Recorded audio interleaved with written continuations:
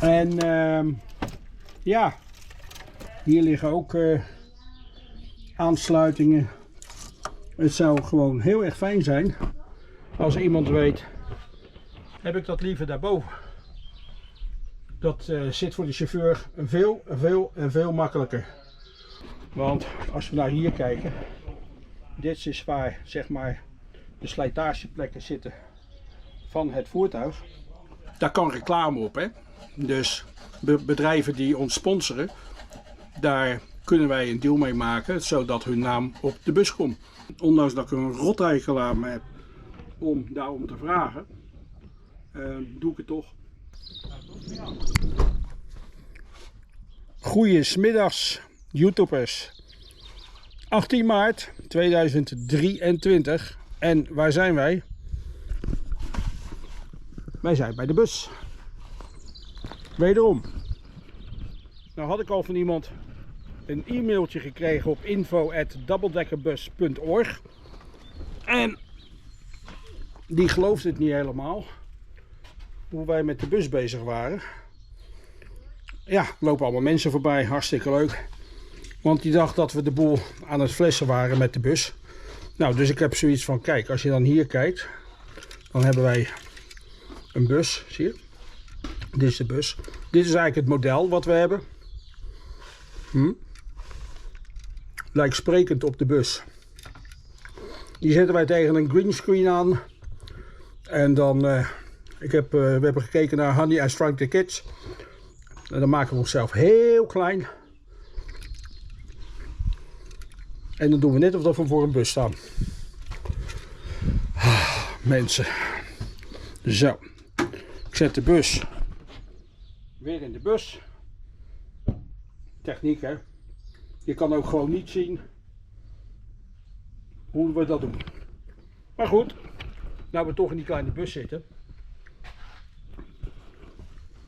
zijn we boven lekker aan het schoonmaken. Ik heb die katrol zo nog nodig, hè. Hier zo, bij deze deur. Ja, dan weet je dat. Dus, nou, even tegen mijn maatje Ruud. En Carmen is ook al hard bezig. Ja, die gaat zwaaien.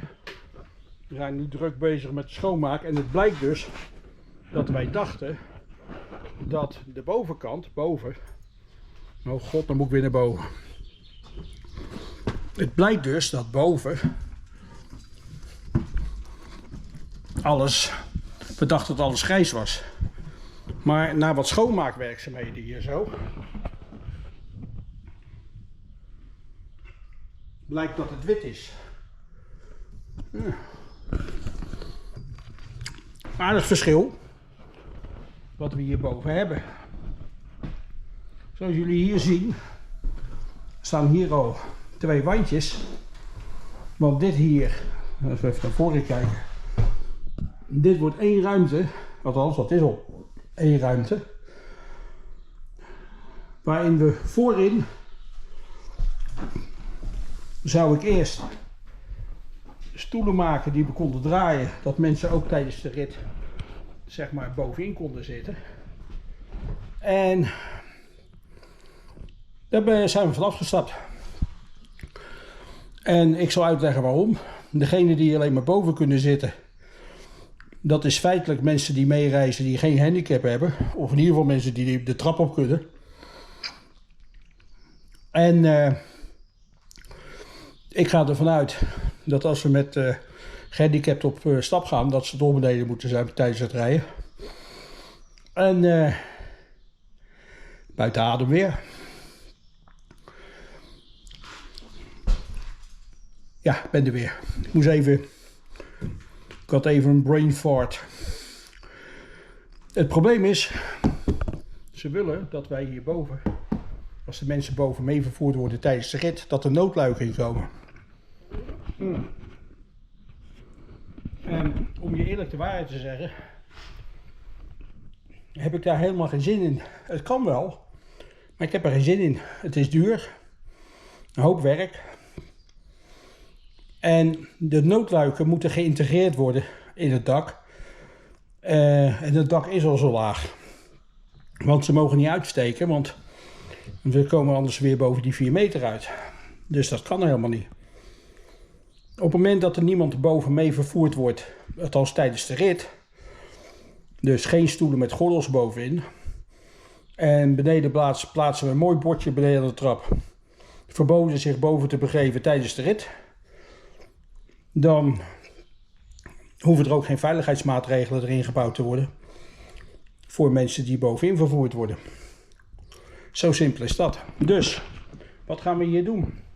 We gaan hier een U-bank maken, helemaal netjes zo.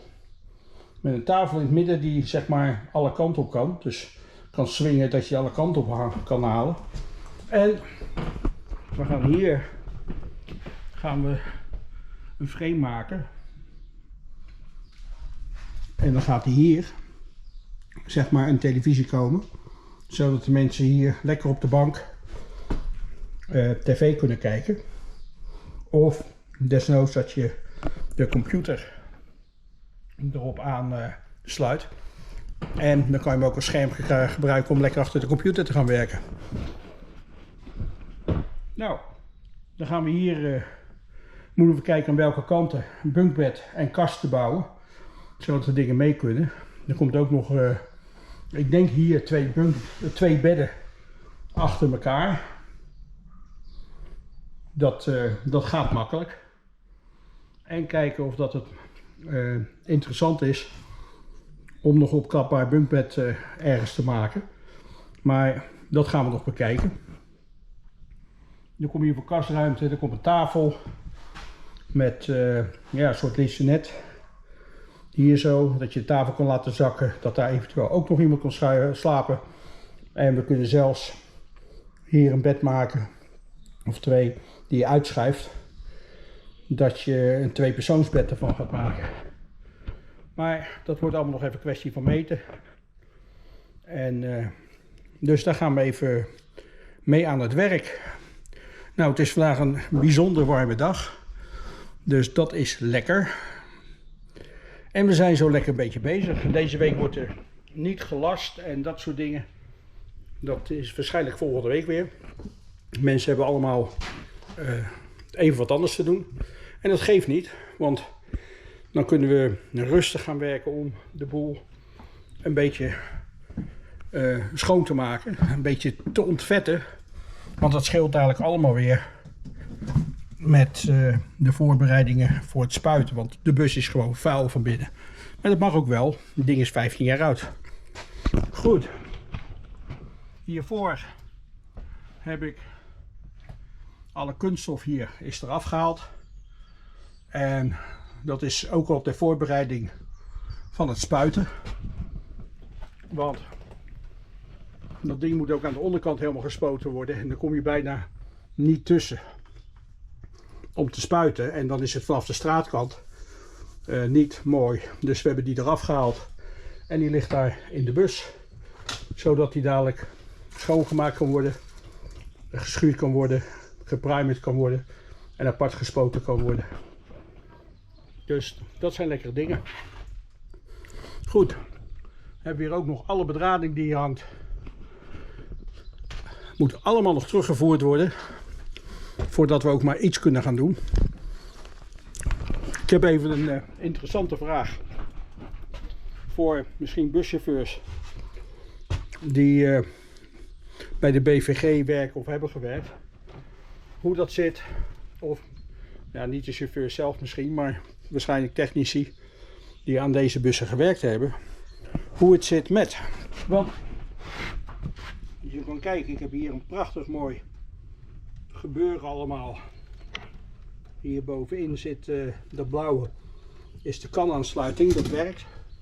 Dus we kunnen de bus uitlezen wat de foutmeldingen zijn. Maar er zit hier ook allemaal nog RS232 of serieel of aansluitingen. Die zitten er. En wat ik zoek is de aansluiting van het bestemmingsbord aan de voorkant.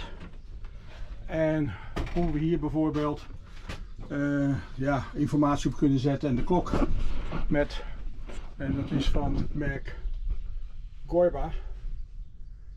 Als je het erop kan zien. Alles is van het merk Gorba wat hierop zit. En ik heb al zo'n ding bemachtigd. Dat is de CU8.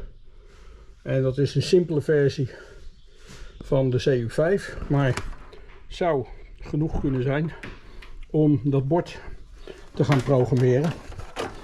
Zodat we daar tekst op kunnen zetten.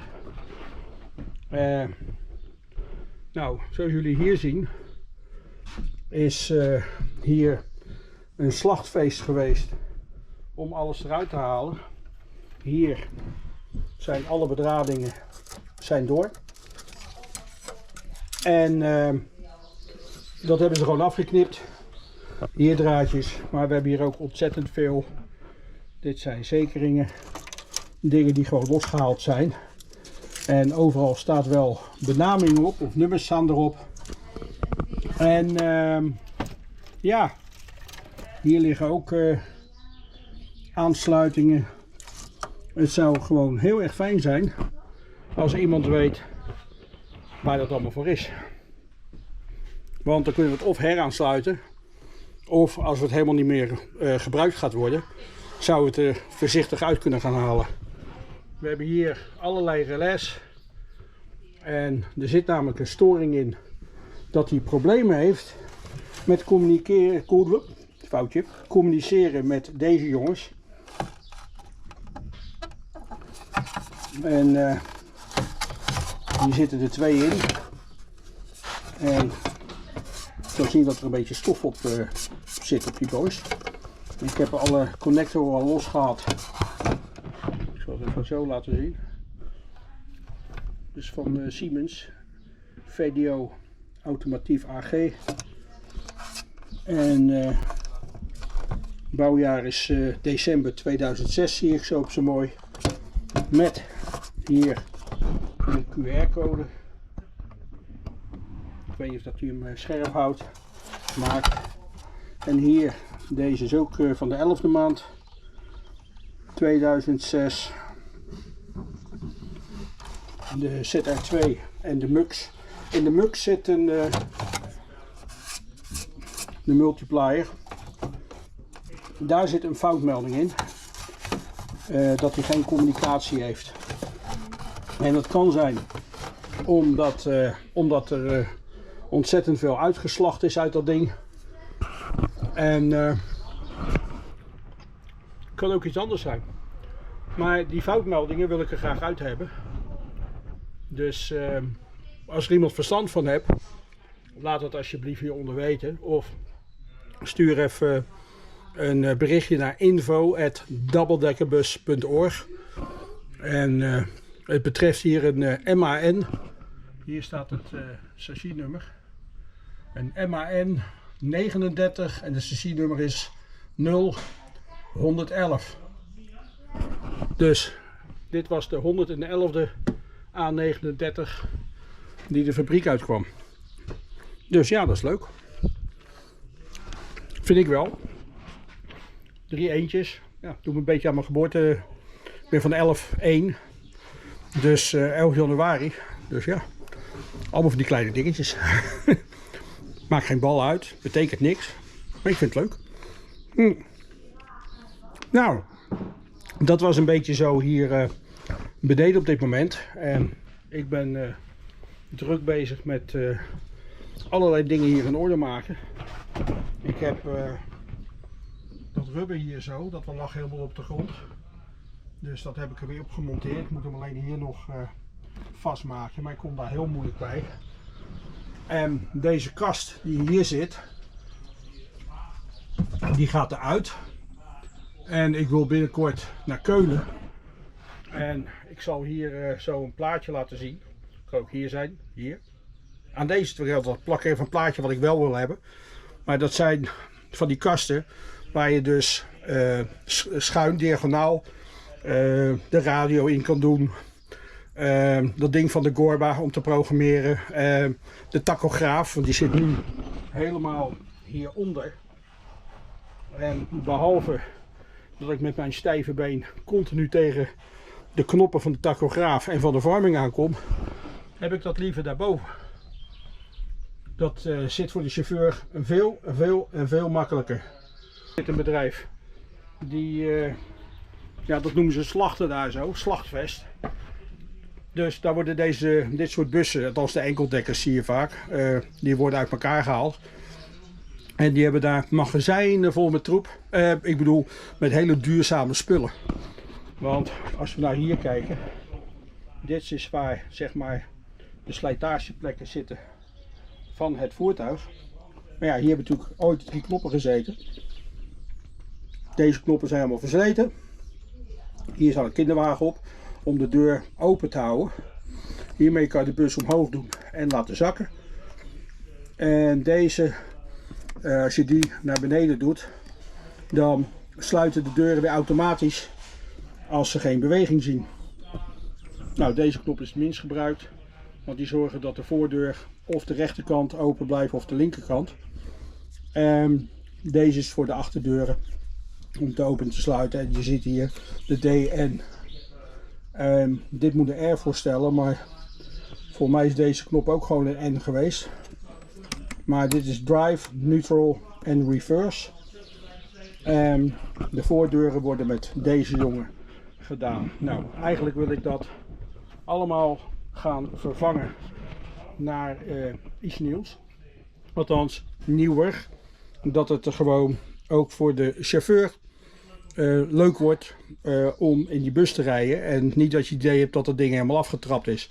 Dit zijn gewoon normale slijtageplekken. Ik zeg al, die bus is 15 jaar oud. De deurtjes gaan binnen een kilometer open, dicht, open, dicht, open, dicht. Dus ja, dat slijt gewoon. En zo vaak worden die deuren niet meer gebruikt. Want in feite, deze bus ziet er aan de buitenkant nog uit als een stadsbus. Maar van binnen wordt het een touringcar.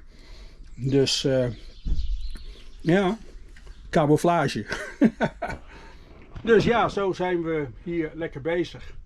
En als je gewoon ziet hoe de staat van het voertuig is, dat vind ik voor de 15 jaar dat ding oud is, vind ik heel erg meevallen. Hij is goed onderhouden. Het schoonmaken van de bus, ja, dat wordt gewoon heel snel met een natte dweil over de vloer gedaan. En waar die bij komt, of amper bij komt, daar kwamen ze ook niet bij. Dat maken we dus nu gewoon schoon. Helemaal niks aan de hand. Dus wou ik nog even terugkomen. Er komen hier allemaal mensen voorbij. Die komen allemaal kijken. En ja. De scooterrijder hoort er ook bij. Wij staan met de bus niet op de openbare weg. Want die ligt daar. En wij staan hier op eigen terrein. En dat heeft alles te maken dat we nog geen kenteken op de bus hebben. Dat moet natuurlijk wel gaan gebeuren. Maar dan moeten ze eerst op locatie komen keuren. En omdat wij dus veranderingen paar maai aanbrengen aan de bus, voldoet hij niet meer aan waar die ooit voor gekeurd is. Dus moet de RDW op locatie komen keuren. Nou hebben wij alle zitjes, een stuk 84 en zo'n 85 stoelen zijn eruit. Zonder gordel, en er komen stoelen met gordel terug. En we denken zo een stuk of 20 in totaal. Wat ik al eerder verteld heb, de bus moet modulair. Dus dat betekent dat alle stoelen die erin staan met 3-puntsgordels ingebouwd, die kunnen er ook weer uit. Daar kunnen rolstoelen op de plek komen, elektrische rolstoelen, handrolstoelen. Maar ook 1 à 2 bedden, ziekenhuisbedden. Dus we kunnen ook liggend vervoer gaan doen. En met calamiteiten kunnen we daar de bus, wordt zelfs zo gebouwd, dat we de bus heel makkelijk kunnen omzetten modulair naar dat die brancard kan vervoeren. En dan kan de bus zelfs bij calamiteiten kan de bus gebruikt worden. En dan praat ik echt over grote calamiteiten. Dus dat is nooit eerste lijns, zoals dat wij bij de brandweer noemden. Dat is altijd, je komt later. En dat is puur om eventueel slachtoffers te gaan vervoeren richting ziekenhuizen, noem maar op. Bijzonder transporters. Dus dat bouwen we er allemaal in. Dat laatste met de hoop dat we dat nooit nodig hebben, dat het nooit nodig is. Maar we gaan wel aan die eisen voldoen. En we gaan ons dan ook aanmelden bij alle instanties dat in geval van grote calamiteiten de bus daarvoor gebruikt kan worden. Dus er rijdt al een ambulancebus in Noord-Holland. Daar werd ik al op geattendeerd. Maar die had ik gelukkig al gezien. Want ik zeg ook, loop met dit idee loop ik al 15 jaar rond.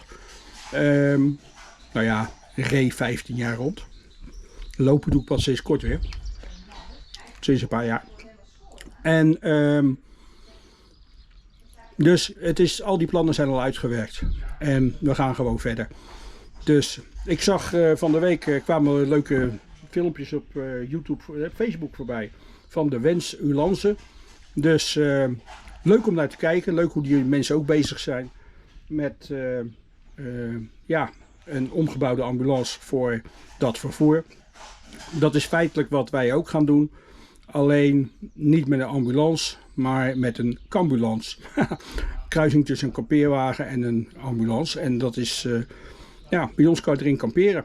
Dus mensen kunnen een paar dagen weg. En mensen die niet meer op een brancard vervoerd kunnen worden, die kunnen dus met ziekenhuisbed en al erin. Dus wij gaan niet in andermans vaarwater zitten. Wij gaan echt kijken voor de meest schrijnende gevallen. Mensen die amper tot niet meer met een normale ambulance of een wensambulance of wat dan ook vervoerd kunnen worden. Die zijn er namelijk ook. En ik weet dat, want ik heb 2007, 2008 kon ik ook niet op een brancard vervoerd worden. En vandaar dat dit idee toen ik op bed lag, ben ik dat uit gaan werken van zou je net zien, er zijn allerlei faciliteiten en ik kan er geen gebruik van maken. En zo is het idee geboren. En we zijn wel even een paar jaar verder. Maar ja, mijn moeder zei vroeger altijd, ja, snel ben je niet, jongen. Nou, maar het komt er wel. Dat is het leuke ervan. PS, dat is een geintje maar. Oké, nou, nog even terug. Ik heb een heleboel steunbetuigingen gehad van mensen. Zowel de privésfeer als via YouTube, Facebook, noem maar op. Na het overlijden van mijn partner, Fenke. En dat is hartverwarmend. Dank jullie wel allemaal. Daar ben ik heel erg blij mee. Goed, ik hoop dat ik iedereen een beetje een duimpje omhoog gegeven heb daarin. Want het was best wel moeilijk om dat allemaal door te gaan lopen en allemaal te gaan beantwoorden. Ik heb daar heel erg mijn best in gedaan om dat toch te doen. En, maar goed, vandaar dat ik ook nog even zo mijn dankbetuigingen daarin doe. Morgen is het alweer een maand geleden, dus de tijd vliegt echt snel. De tijd gaat echt heel erg snel. En wij gaan gewoon door. Het verdriet is er en het gemis is er. Maar dat verandert niks aan het feit dat de tijd gewoon doorgaat en het leven gaat gewoon door. Dus wij gaan ook door. En ik zou alleen zeggen, blijf ons volgen. En als je nog geen lid bent, druk op die subscribe knop. Doe dat alsjeblieft. En ga naar onze website www.doubledekkerbus.org. Ik zet de naam nog wel even hier neer. Ja, en kijk daar. Er zijn mogelijkheden om ons te steunen. En ondanks dat ik een rothekel aan me heb om daarom te vragen, doe ik het toch. Wij kunnen het geld heel erg hard gebruiken. Ik kreeg via de mail ook een vraag waarom ik met de hashtags daar ook combat veterans en veteranen en weet ik veel wat allemaal bij zet. Ik ben een veteraan. Ik ben uitgezonden geweest en ik ben verkenner geweest. Dus ik ben een echte veteraan. Ja, ik heb er zelf ook niet voor gekozen, maar ik ben het wel. En mijn maat Ruud is het ook. En er komen ook berichtjes die voorbij komen van dat we goed bezig zijn en dat we de naam veteranen eer aan doen. Nou, dank jullie wel. Dus ja, zo'n beetje. We kunnen wel wat hulp gebruiken. Als er nog bedrijven zijn die ons willen sponsoren, dat kan ook. Wij zoeken, dat hoeft niet alleen maar in geld, maar dat kan ook in materialen zijn. Wij willen bijvoorbeeld de hele blus op de voorruiten na natuurlijk, want dat mag niet. Die willen wij gaan blinderen, zeg maar. Maar wel dat je van binnen naar buiten kan kijken, maar niet meer van buiten naar binnen. Althans, overdags. Als het licht aangaat in de bus zie je het toch, maar die willen we donker maken, zwart. En als er bedrijven zijn die daarin willen sponsoren, om die bus te doen, ja, wij willen het graag hebben. En de bus is 4 meter hoog, 14 meter lang. Daar kan reclame op, hè. Dus bedrijven die ons sponsoren, daar kunnen wij een deal mee maken, zodat hun naam op de bus komt. Daar zijn die bussen voor. En ja, dat geldt ook voor bedrijven die in de gehandicapte branche zitten, in de zorgverlening. Grote bedrijven. Ja, jullie reclame kan heel groot op de bus. Ik zal je eens wat fotootjes laten zien. Ook van deze bus, toen die nog actief was. Ik heb toestemming gekregen om die foto's te gebruiken. Dus van de 3226, toen die nog in actieve dienst was. Daar zit dan ook reclame aan de zijkant op. En dat beslaat de hele zijkant. Dus dan kan je toch je naam verbinden aan een vreselijk goed initiatief en een goed project. Want hou er rekening mee, wij gaan de tour op dadelijk. En wij gaan gegarandeerd de aandacht vragen van grote mediabedrijven. Lees Hilversum. Dus ja, als daarvoor net jullie reclame of van een bedrijf op de zijkant staat, ja, dan heb je ook kans dat je reclame ook op de tv komt. Het is maar een nadenker. Ja? En dan heb je de kosten die je gemaakt hebt om zeg maar ons te sponsoren. Ja, die heb je gauw terugverdiend. Want ik denk dat iedereen wel weet, of je kan het nagoogelen, wat een minuut zendtijd kost voor reclame. Ja, en zo helpt de ene hand, kan de andere hand helpen. Denk er allemaal eens lekker over na. Goed idee? Vuurtje, lekker.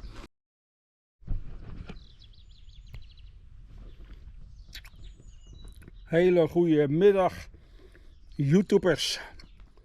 Het is zaterdag 18 mei alweer. Beetje. Ja, dat zeg ik. Weet je, we beginnen even overnieuw. Zijn we weer. Het is 18 maart. Ik ga gewoon weer overnieuw beginnen.